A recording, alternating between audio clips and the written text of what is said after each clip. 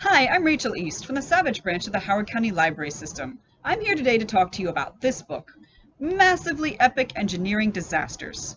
Now, we humans have made some pretty amazing things throughout history, things we take for granted all the time, like soaring airplanes, towering skyscrapers, bridges that span for miles. But sometimes we make mistakes. Massively epic mistakes. Some of the mistakes are funny, like the Leaning Tower of Pisa. And some of them have been tragedies, like the Titanic or the Hindenburg.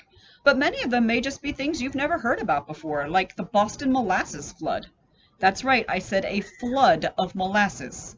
Or what about the time a skyscraper got so hot it turned into a real-life death ray? Or what about the time an entire lake drained away in just a few hours? Which brings me to the most interesting part of this book. Not only can you read about these massively epic disasters, you can recreate them at home. Every section has science experiments at the end that you can perform for yourself to see what went wrong and how we can avoid making mistakes like that in the future. Take the case of the disappearing lake. Two fishermen were out on their boat one day when they noticed a massive whirlpool forming in the lake behind them. Two other boats got sucked into the whirlpool before they could even get to shore and tie up their own boat. Within minutes, the lake bed was exposed, and within just a few hours, the entire lake had drained away. So how did this happen? Well, it turns out a company drilling for oil had put a hole in the wrong part of the lake. Think of it like pulling the plug out of a bathtub.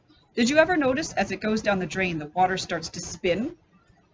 It's called a vortex, and you can make one yourself at home with just a couple 2-liter bottles and some duct tape. In fact, I made one that I'd like to share with all of you right now. So as you can see, I built mine out of 2 empty 2-liter bottles, just put holes in the caps, put some duct tape around that, and when I flip it over, well, not a whole lot happens at first. The water is draining, but very slowly. A vortex can form if we add a little bit of a spin.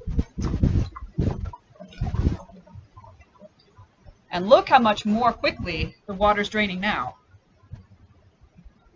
And look at the effects.